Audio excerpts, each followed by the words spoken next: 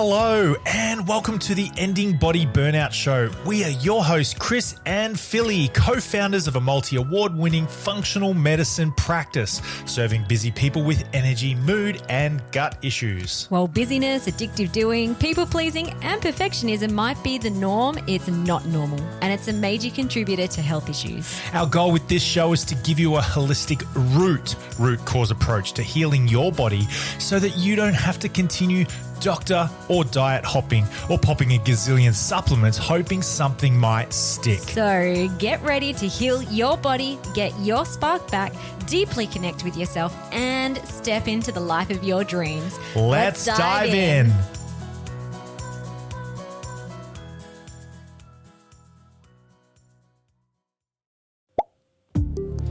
G'day guys and welcome to the Ending Body Burnout Show. My name is Chris Billette and today I am going to be speaking about a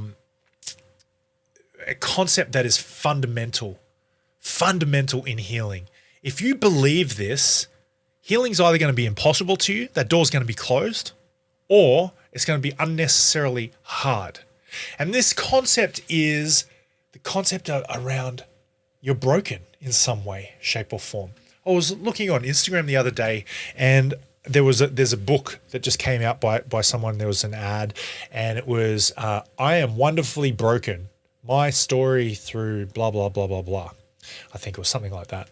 Anyway, and without digging too much into the book, it just represents a lot of mindsets that Philly and I see in our new clients that start working with us. This concept and this fear that you're broken. It's just it's baloney. It's not true. It's actually really harmful for you, and it's a little bit gaslighty. It's a little bit negative, isn't it? It's a mean belief. You're broken. You're messed up. This is the way you are. I've got a different way of thinking about things. You're not broken. And that's what I want to talk about with you today. When you believe that you are broken, the path to healing is closed off to you. You close it yourself. I mean, why would you even go looking for health? I mean, you might say it with your words, but really when you believe that you're broken, how can you possibly open that door to an outcome of healing? You can't.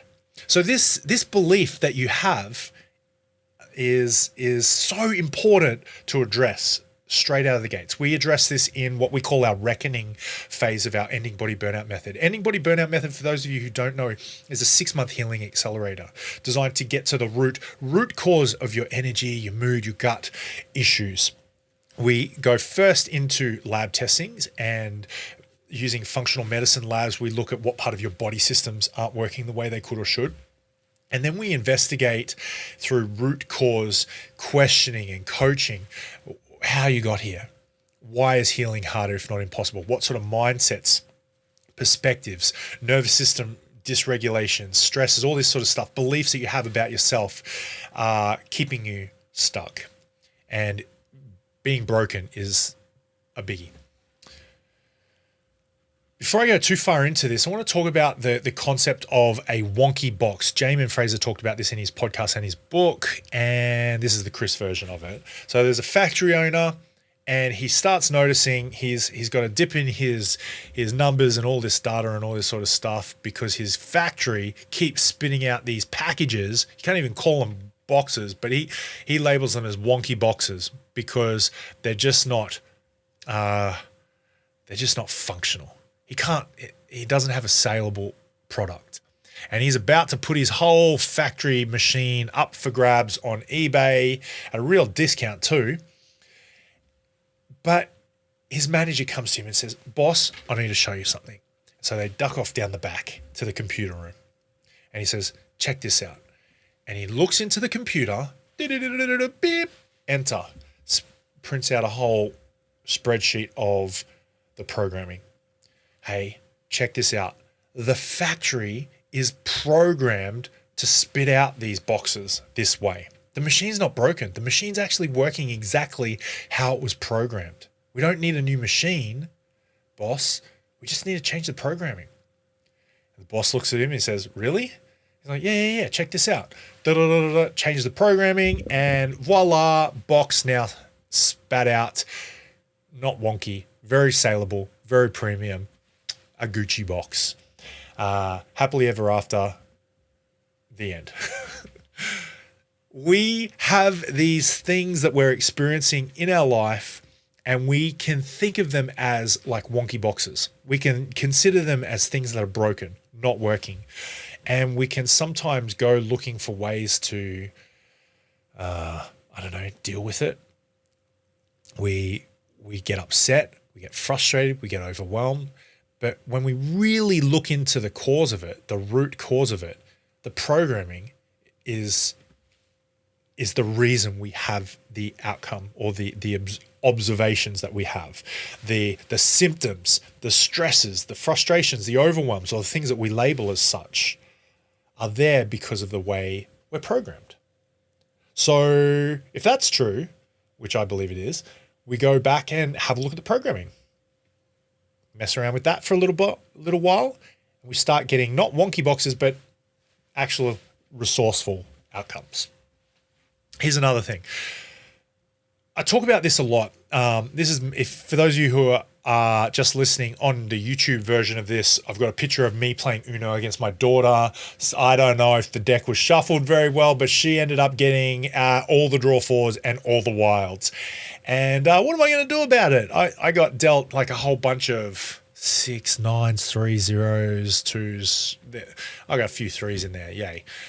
Anyway, she had all the draw 4s, and I was just getting so many cards, and she called Uno, and then she won with a draw 4. We can't control the cards that we've been dealt. Some people are born on this side of the planet, some are on that side of the planet, some are born into this family, some are born into a family some are born into no family. Cultures, societies, all this sort of stuff. We can't control the cards that we've been dealt, but we can just play the game, play the hand that we've got. And Viktor Frankl talks about this in his book, Man's Search for Meaning, and he talks about there's 4 things that we actually have power over, and nobody can take these away from us. Thoughts, feelings, words, actions. They're the last of our human freedoms. We all have agency to control those things. Thoughts, feelings, words, actions. So whatever cards we've been dealt in life, that's our starting point. Now, how many stories do you know of people born into trauma and seeming disadvantage, and they've made something of their life, either financially or spiritually or relationships? Just because you've been dealt one card or a set of cards or a whole hand doesn't mean that has to change the end of your life. The beginning doesn't have to dictate the end. There you go. I could leave it right there, but I won't. You're not broken. You are not broken. If you think you are, that's the end of the road for healing. Why even go to the next one? So for a moment, can you just humor me and consider yourself not broken just for a little bit? Here's another thing. We're always doing the best we can with what we've got. Whatever cards we've been dealt, we're always doing the best we can, with the best we can in terms of knowledge, in terms of money, in terms of energy, in terms of support. We're always doing the best we can with what we've got. This is actually a really good principle that I teach my kids this, and I say this constantly to my clients. It helps to expand your perspective as well when there's conflict. When we feel like we need a little bit of perspective on, Dad, why did they do that to me? Or why is this happening to me? This principle doesn't excuse poor behavior.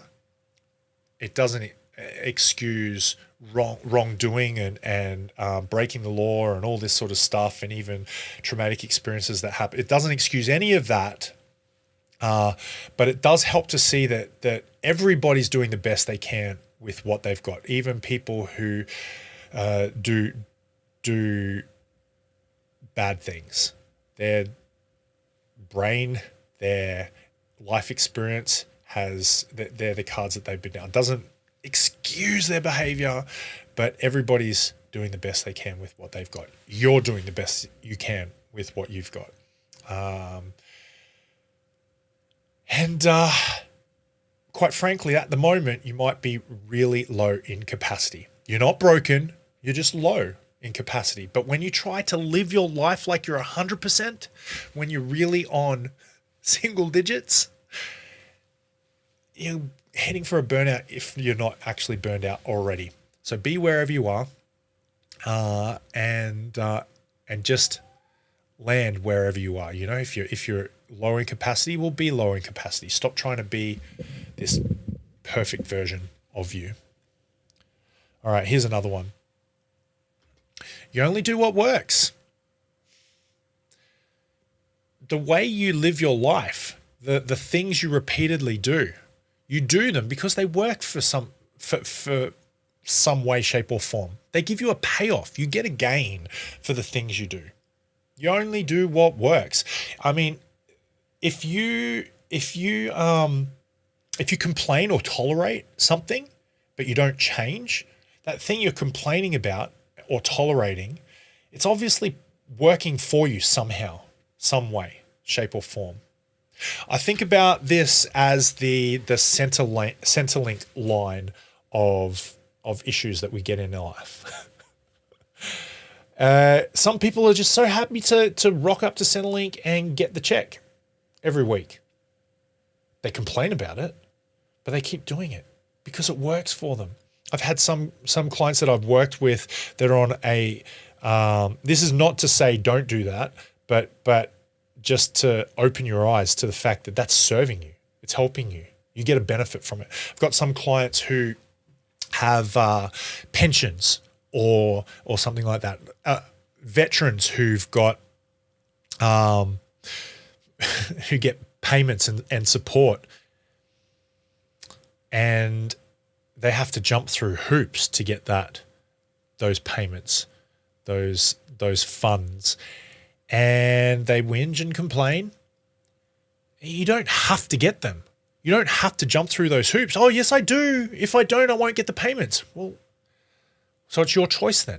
It's not my choice. Well, it is your choice. It's your choice because you're doing the hoop jumping, and so that you can get no one's making you do that. You're choosing to do that.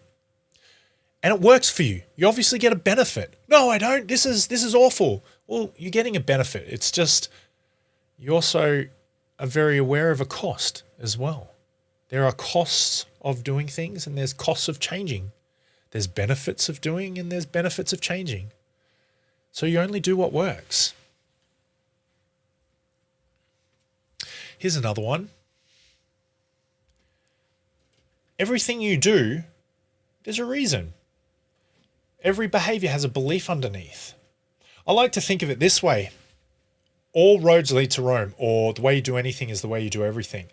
If you have a dysfunctional pattern, if you have a thing that a wonky box in your life, if you have a thing that you're not happy with, underneath that, if you think about it and you do enough digging, underneath that is a dysfunctional belief about yourself.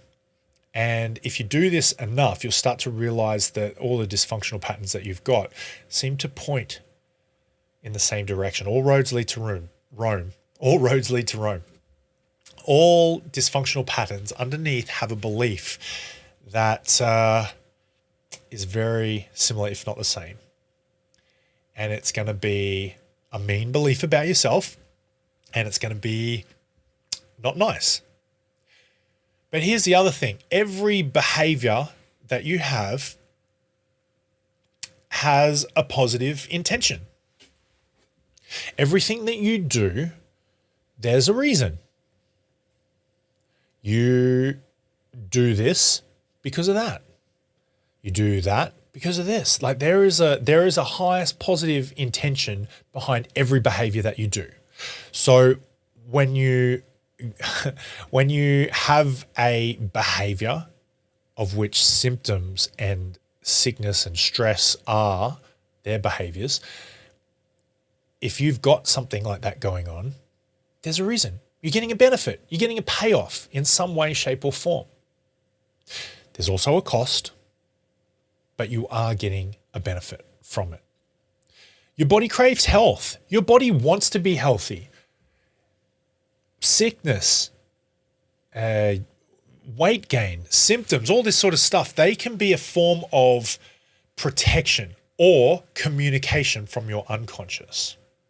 Here's a way of thinking about symptoms. Some of you might know this already, but what am I doing? The air in my lungs is coming up through my throat and I'm getting little neck vibrations, and my mouth and my teeth and my tongue move and coordinate in a way that it creates shapes and sounds, and it goes through into this microphone, into my computer, through the whatever it's doing technologically, and into your eardrums. Your eardrums vibrate and it goes to your brain. I've got an idea in my head, and I'm using neck vibrations and air through a technology into vibrating your ear into your brain. I'm communicating my ideas into your ideas, and that's how I communicate. Obviously, I'm never going to be perfect in my communication because the movie that I have going on in my head and the ideas are imperfectly communicated. They are impurely communicated to you through neck vibrations and ear vibrations. There is no way you will have a purity of awareness and understanding of what's going on in my head. It's like Chinese whispers, right? Your unconscious, my unconscious, our unconscious has no ability to do neck vibrations and ear vibrations and communicate in that sort of way, but it has needs. There are unconscious needs. And we have found that unconscious needs are expressed through sensation. And I believe that there are a lot of symptoms that you're experiencing that are unconscious communications. And if you think about this, if your body craves health and you think about this from a different perspective, what sort of needs unconsciously are being communicated to you via sensations? It's an interesting concept, but your body does crave health. It does want to be healthy, and so it's unconsciously it's sending you signals that you slap a few of these signals together and it creates a symptom, and the medical industry labels it a sickness or a disease and gives you a drug to control it without actually looking into what need is being communicated in the first place. So here's another one, going back to the whole point around every behavior has a positive intention.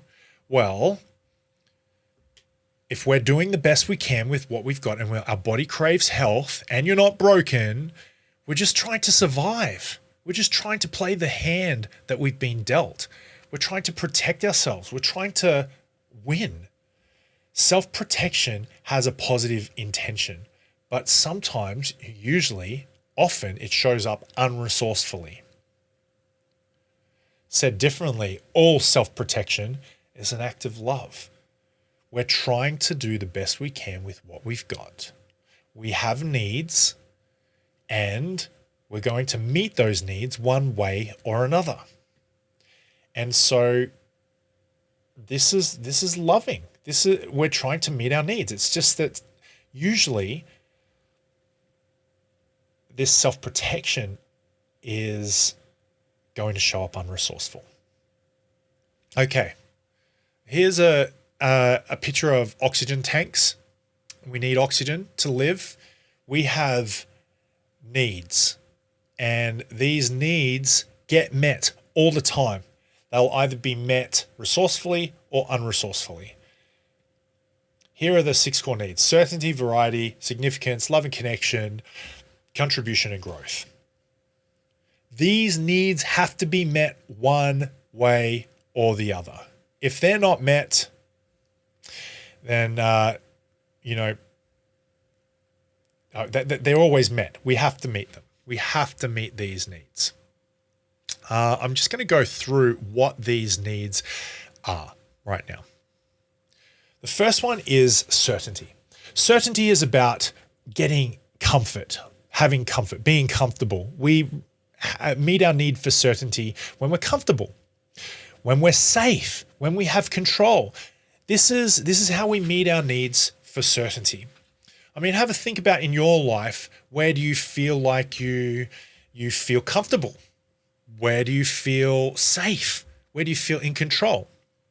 And I bet you, if you think about it, you get a sense of certainty from those things. You know what's going to happen.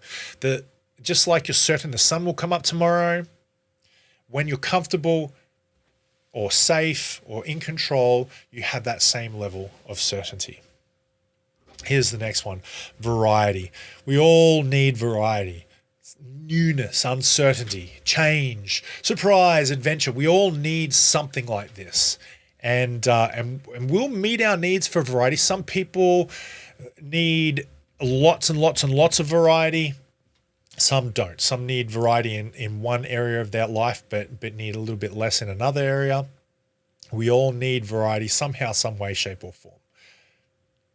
Significance. We all have a need for significance. We all have a need to be important, of worth, to feel valued, to be independent, to have individuality. We all have a need to be special in some way, shape, or form. And this might be in one area of our life, but less so in another.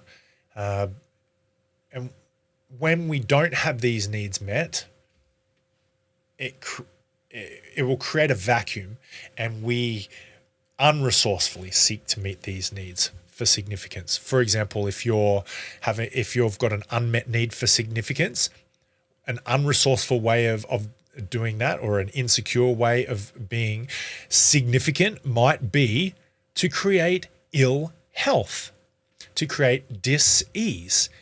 How many times do you feel cared for when you're the sick one?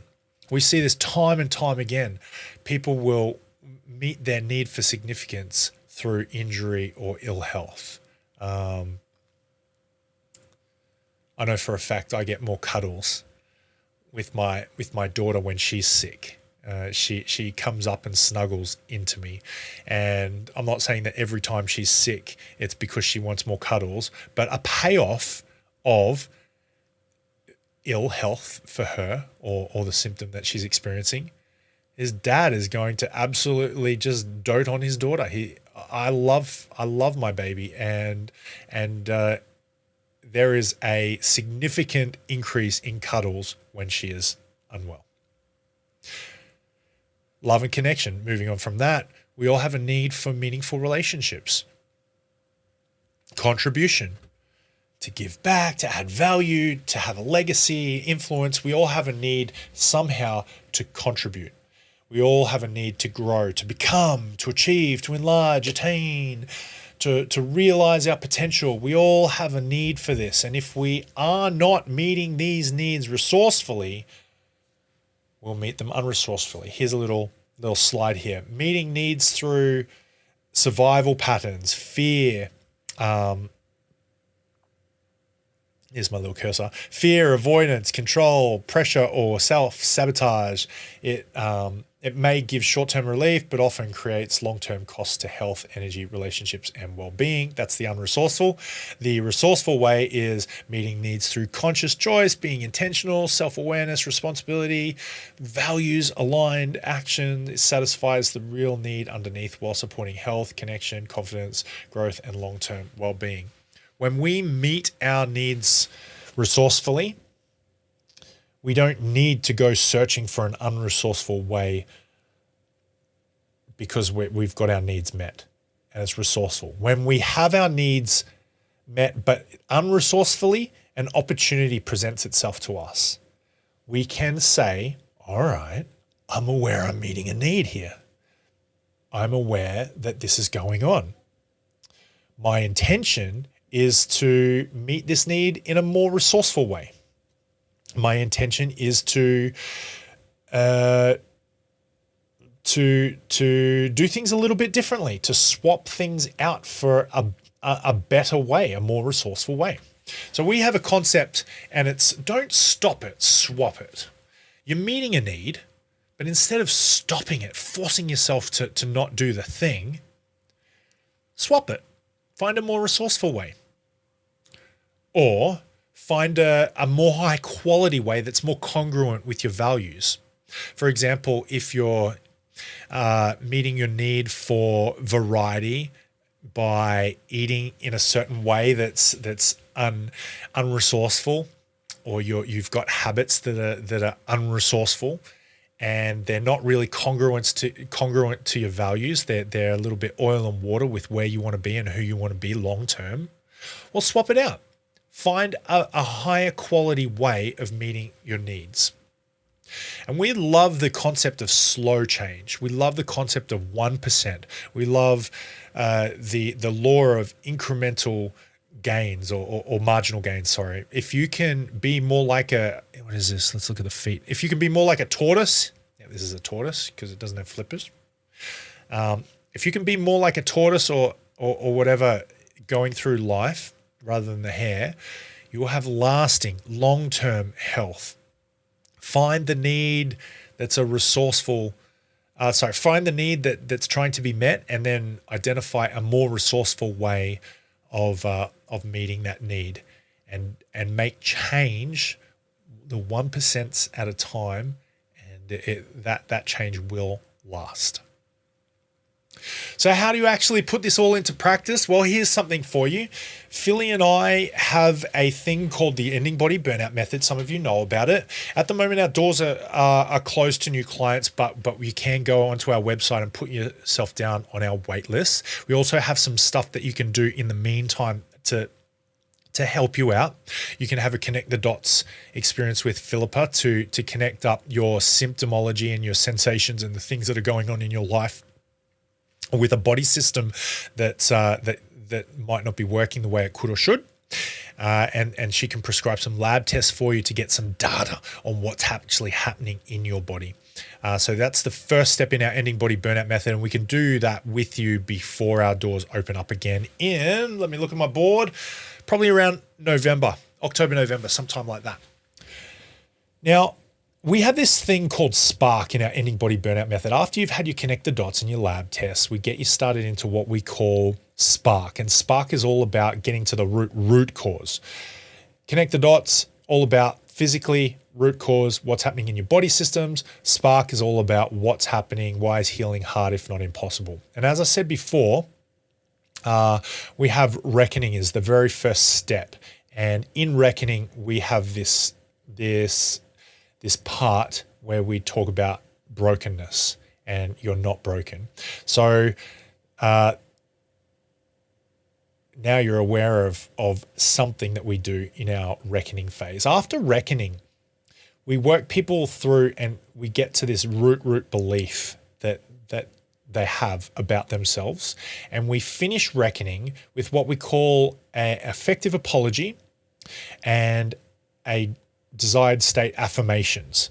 And at the end of that, we're able to take you into what we call a nervous system regulation, or a 21-day nervous system rewire, where we take those beliefs that you became aware of and we rewire them.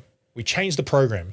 Like the wonky box factory, we go back and we have a look at the past in your life where you installed these programs, and we say, all right, why did you need to install those programs? Where did that need actually come from? What were you trying to achieve here? What were you trying to get out of life, or in what way were you just trying to get by installing that behavior or belief? And then once we go through that reckoning phase with you, we can rewire things, and you will be in a more regulated state. And then after your reckoning and regulation, then you can live your life on purpose. Okay, now what? Well, we're big fans of this one thing. It's an acronym. I've given you a lot of concepts to think about today, so you might need a little bit of ice cream with all my waffle, but here we go. Here's how you can move forward.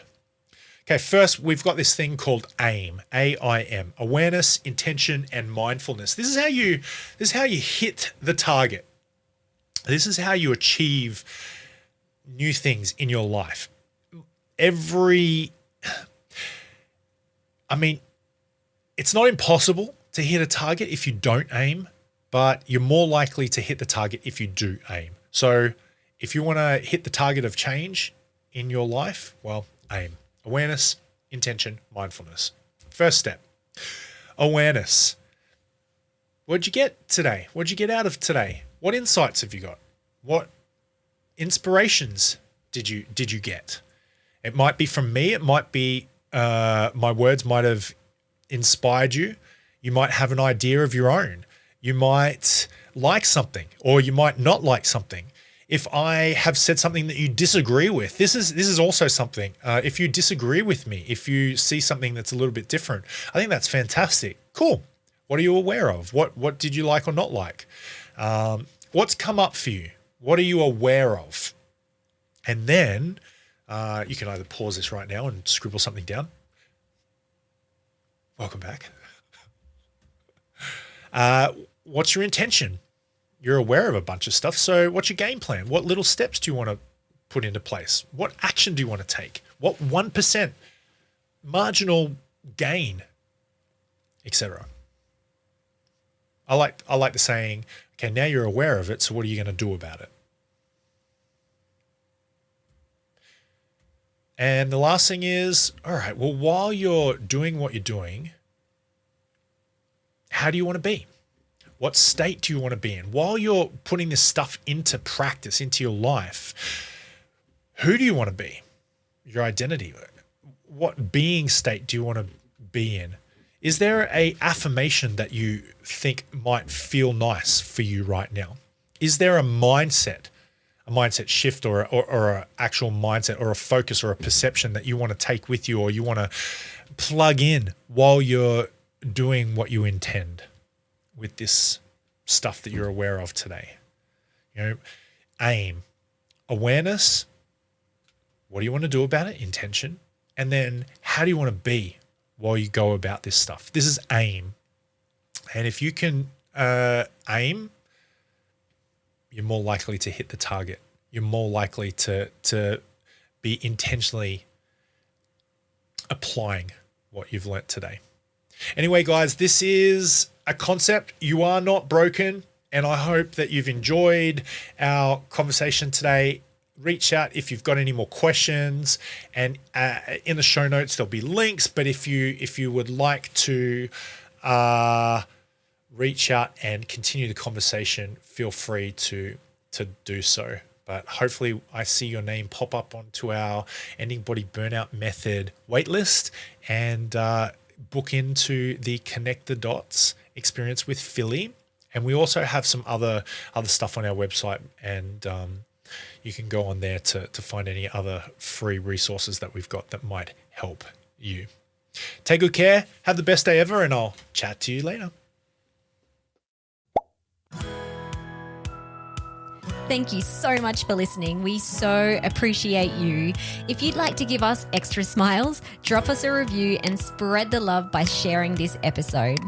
You can also rate your own state of burnout and the root cause contributors by taking our Ending Body Burnout Assessment on our website. And if you're interested in learning about our group or one-on-one Ending Body Burnout programs, shoot us a DM via Instagram or Facebook. Have the best day ever.